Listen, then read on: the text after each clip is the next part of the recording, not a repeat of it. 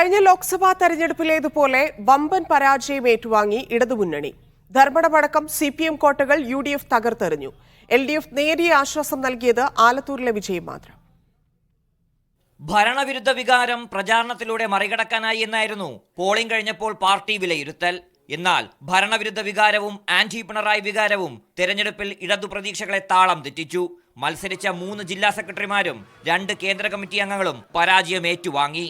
CAA ഉയർത്തി മുസ്ലിം ന്യൂനപക്ഷ വോട്ടുകൾ പെട്ടിയിലാക്കാനുള്ള തന്ത്രവും പാളി.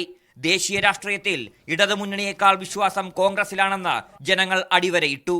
വടകരയിൽ KK ശൈലജ 1 ലക്ഷത്തിൽ പരം വോട്ടുകൾക്ക് പരാജയപ്പെട്ടത് നേതൃത്വത്തെ ഞെട്ടിച്ചു. ആലപ്പുഴയിലുണ്ടായിരുന്ന കനലൊരു തരി കെട്ടു. ആശ്വസിക്കാൻ ആലത്തൂർ മാത്രം. ഇടതുമുന്നണിയുടെ ശക്തിക്കപ്പുറം K രാധാകൃഷ്ണൻ എന്ന വ്യക്തിയുടെ പ്രഭാവമാണ് ആലത്തൂരിൽ വിജയത്തിന് കാരണമായത്.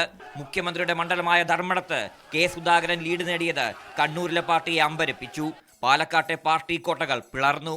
ആറ്റിങ്ങലിൽ കനത്ത മത്സരം വിജയ് കാഴ്ചവെച്ചെങ്കിലും അവസാനം പരാജയം ഏറ്റുവാങ്ങേണ്ടി വന്നു.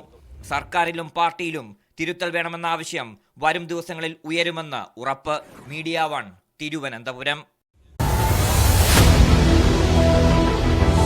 എണ്ണിപ്പറയും ഓരോ വോട്ടും. June 4 media 1-നൊപ്പം.